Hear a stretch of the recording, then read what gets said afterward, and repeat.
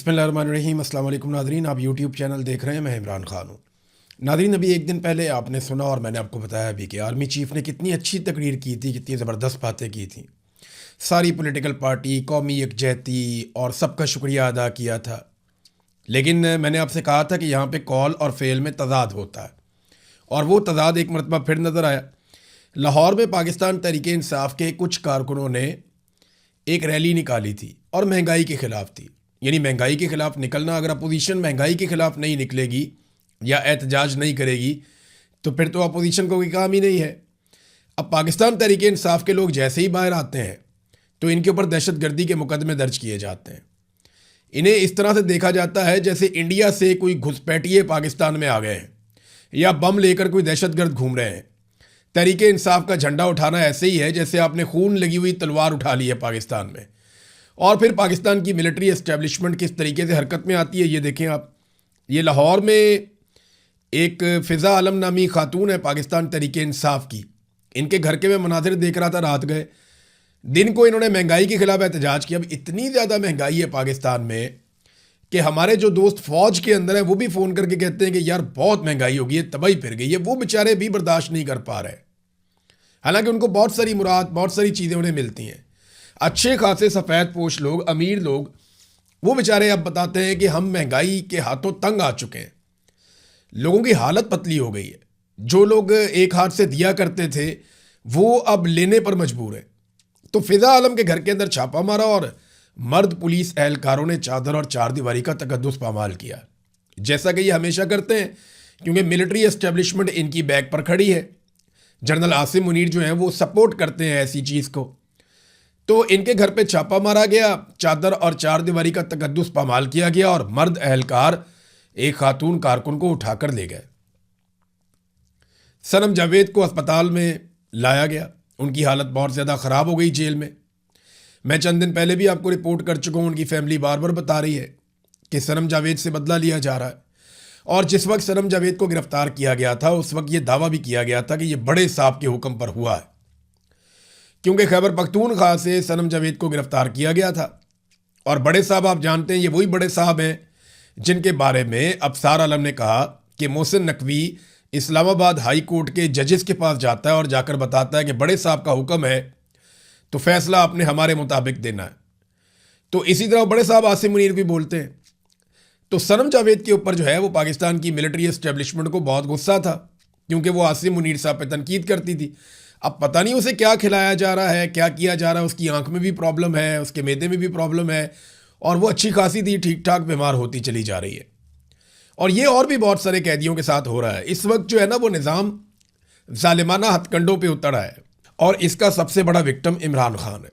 इमरान खान की बहन उज़्मा खानम ने जो केस किया था इस्लामाबाद हाई कोर्ट में, अब वो अपील में चली गई हैं सुप्रीम कोर्ट ऑफ पाकिस्तान में।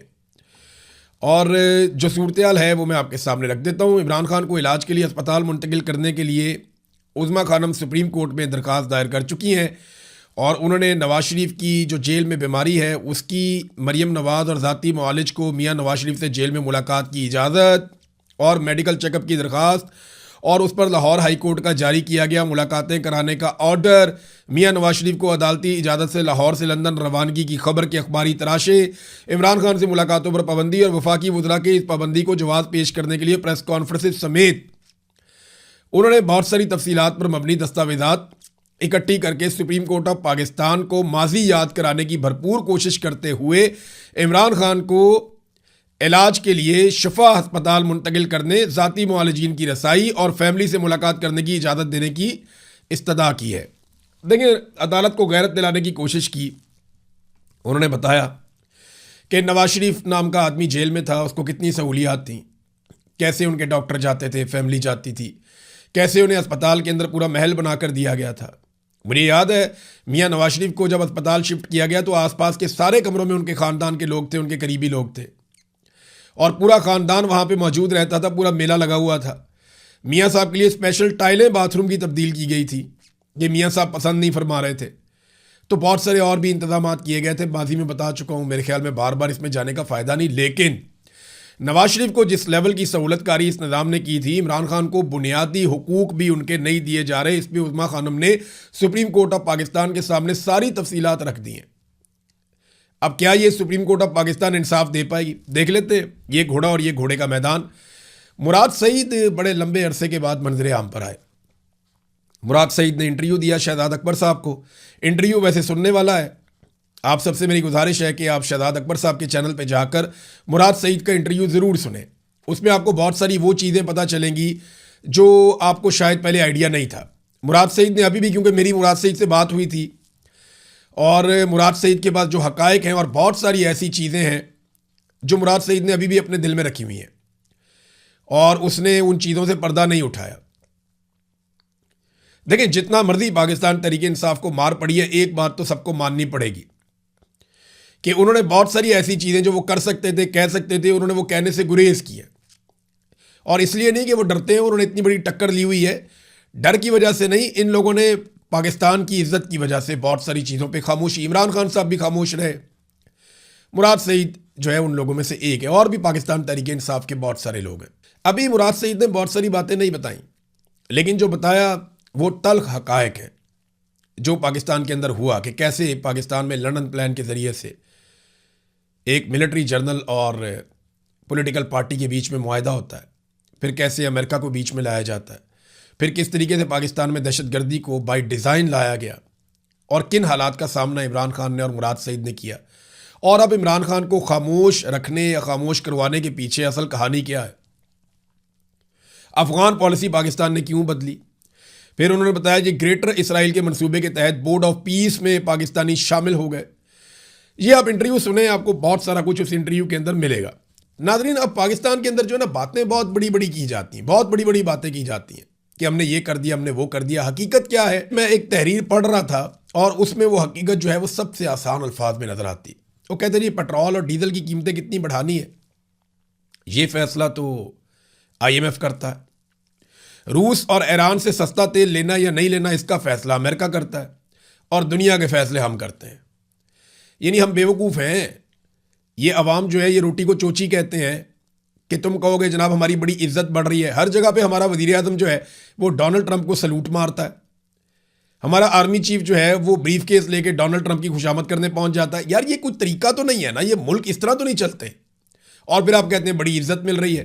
भाई, डोनाल्ड ट्रंप जैसा आदमी तारीफ पे तारीफ करता चला जा रहा है इसलिए कि उसको आपसे काम पड़ा हुआ है। इसके अलावा आपने कौम के लिए कुछ टका कमाया या कुछ सरमायाकारी पाकिस्तान में लेकर आए। कर्जे पाकिस्तान के बढ़ते चले जा रहे हैं और पिछले 3-4 सालों में सबसे बड़ी कामयाबी की खबर पता क्या आती है पाकिस्तान में? कि जनाब पाकिस्तान को कर्जे की एक और किस्त मिल गई। ये है जनाब सबसे बड़ी कामयाबी। फिर ये सारे टाउट मिलकर एक दूसरे को मुबारकबाद देते हैं, मुबारक हो जी, कर्जा मिल गया, बहुत बड़ी माशी कामयाबी हो गई। पाकिस्तान तरीके इंसाफ के दौर में IMF से बात करने के ऊपर पूरे पूरे आर्टिकल छाप दिए जाते थे, प्रोग्राम हो जाते थे कि आप गए क्यों, आप मिले क्यों। यहाँ पे कर्जे की किस्त लेने के ऊपर ये मुबारकबादें देते हैं। ये इनका उतरता हुआ निकाब पूरी कौम ने देखा है।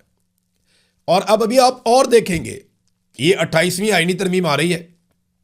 बिलावल ने जिस ब्रूट मेजॉरिटी का लफ्ज इस्तेमाल किया था ना, मैं हैरान हो गया था कि बेनज़ीर भुट्टो की रूह कब्र के अंदर तड़प गई होगी जो बिलावल ने किया था। डंडे वाली जमहूरियत और ब्रूट मेजॉरिटी, ये बिलावल ने अल्फाज इस्तेमाल किए थे।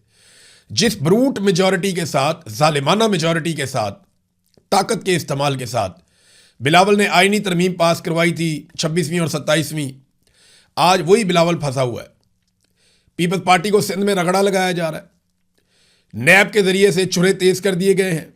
ये भी करप्शन पकड़ लेंगे, वो भी करप्शन पकड़ लेंगे, इनको बार बार धमकाया जा रहा है। इसमें ना एक बड़ी ज़बरदस्त सुहेल रशीद साहब ने खबर दी है और ये इसमें 4-5 खबरें एक साथ हैं उनकी एक ही खबर में, कि किस तरीके से अब सिंध के अंदर बंद फाइलें खोली जा रही हैं, किस तरीके से नैब को दोबारा मुतहर्रिक किया जा रहा है, किस तरीके से पीपल्स पार्टी और उनके लोगों के इर्द गिर्द शिकंजा कसा जा रहा है।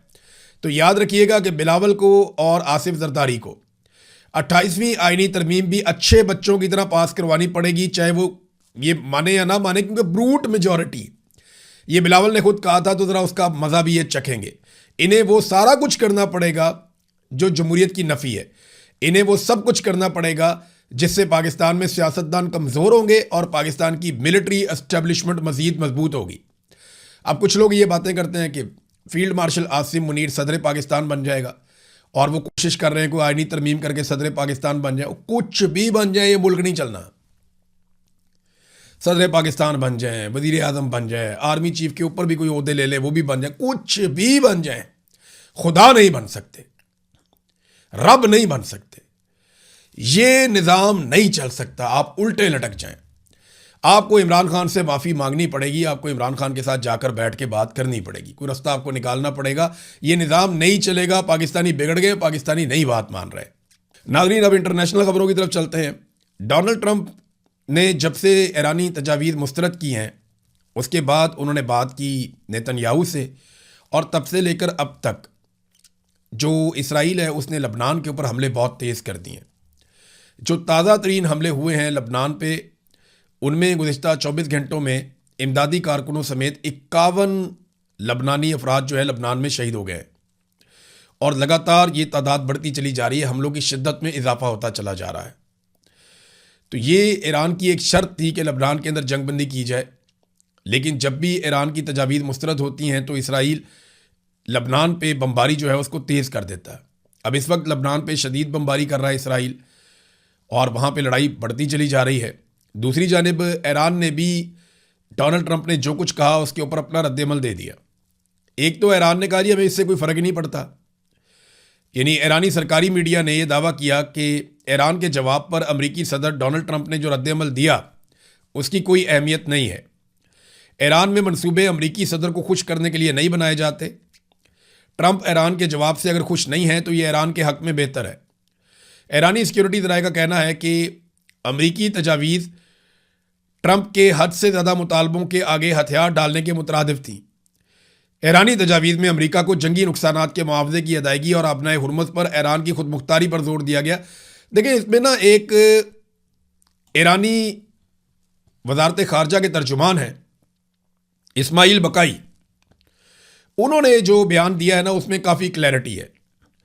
उन्होंने कहा कि ईरान के मुतालबात बड़े माकूल और ज़िम्मेदाराना मुतालबात हैं, जबकि उन्होंने अमेरिका पर यकतरफा और गैर मकबूल मौक़िफ़ थोपने का इल्ज़ाम आयद किया। वो ये कहते हैं कि ईरान का मुतालबा ईरानी जहाज़ों के खिलाफ बहरी कज़ाकी का खात्मा, यानी वो जो नाकाबंदी अमेरिका ने की है वो ख़त्म की जाए, जिसे वो समुद्री नाकाबंदी कहते हैं।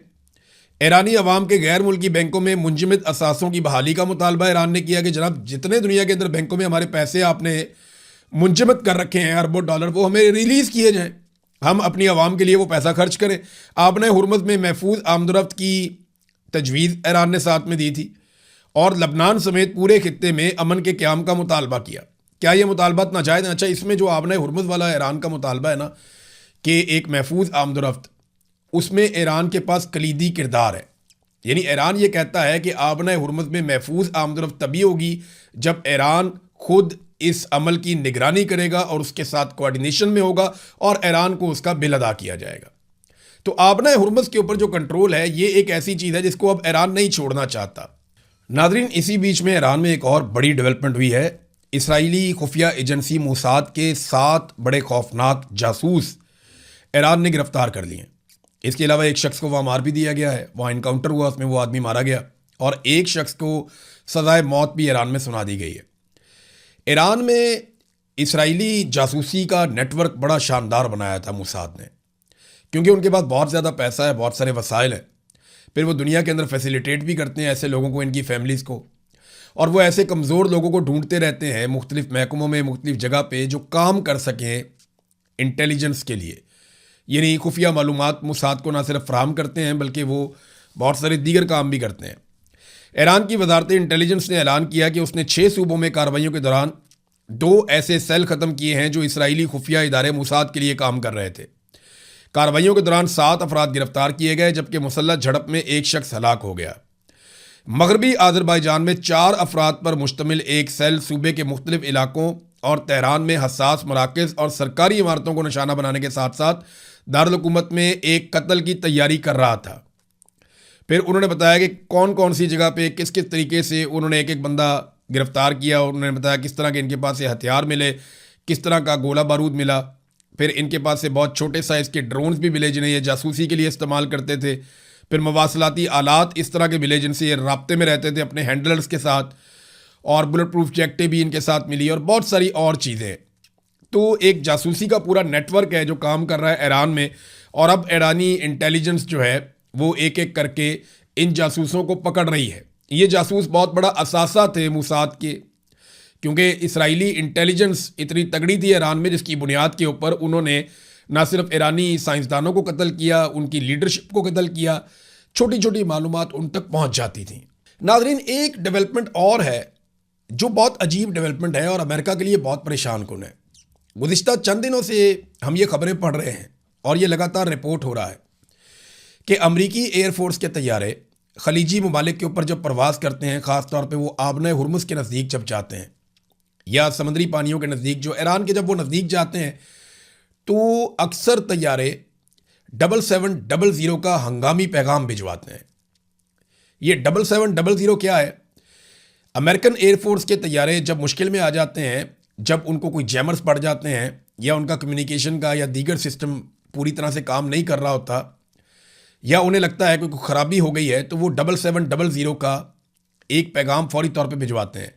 अब अमेरिका के पास शानदार एयरफोर्स है, बड़े अच्छे तैयारे हैं, जदीद सिस्टम है उनका, लेकिन ये उनके साथ हो क्या रहा है? ये गुज़िश्ता चंद दिनों से लगातार हो रहा है। कभी 2 तैयारों के साथ होता है, कभी 4 तैयारों के साथ होता है, कभी फिर किसी तैयारे के साथ होता है, और ये होता चला जा रहा है। अभी हाल ही में एक मरतबा फिर गुज़िश्ता रात दोबारा से अमरीकी एयरफोर्स के तैयारे ने 7700 का इमरजेंसी कोड भेजा और फौरी तौर पे हंगामी लैंडिंग की है।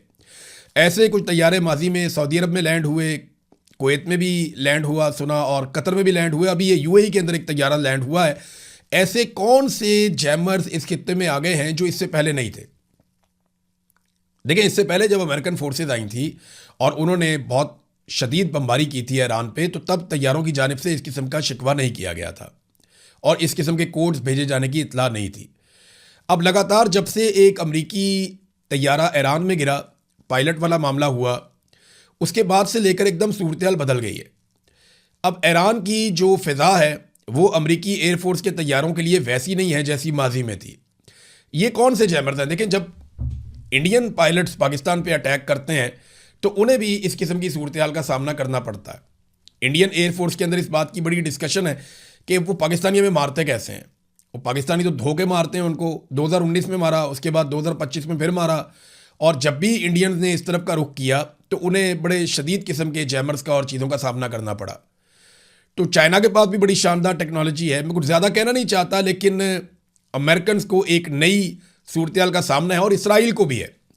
इसराइली जो आर्मी चीफ है, चीफ ऑफ स्टाफ अयाल ज़मीर, उसने ये स्टेटमेंट दिया है कि हमें फौरी तौर पे हज़ारों फ़ौजियों की ज़रूरत पड़ेगी, क्योंकि जिस किस्म की लड़ाइयाँ इसराइल ने इस वक्त छेड़ दी हैं, इन लड़ाइयों में परफॉर्म करने के लिए और सर्वाइव करने के लिए इसराइल को मज़ीद हज़ारों फ़ौजियों की ज़रूरत है, और उन्होंने अपनी डिमांड डाल दी। और ये बात एक दफ़ा नहीं, कई मरतबा इसराइली चीफ ऑफ स्टाफ ने की है कि मुझे मज़ीद फ़ौजी चाहिए, वरना सिस्टम कोलैप्स हो सकता है। तो अब तक के लिए इतना ही। अपना ख्याल रखिएगा, अपने चैनल का भी। अल्लाह हाफ़िज़।